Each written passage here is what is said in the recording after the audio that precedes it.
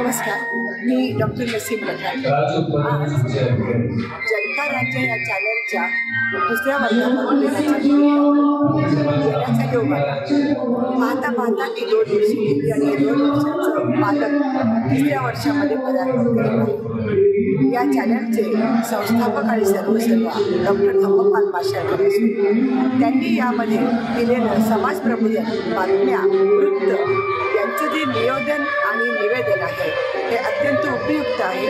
जनतेपर्यंत पोहोचण्याचं ते एक उत्तम माध्यम त्यांनी निवडलेलं आहे आणि त्यामुळे समाज प्रबोधन आणि सामाजिक जाणीव यांची जागृती या चॅनलद्वारे होते।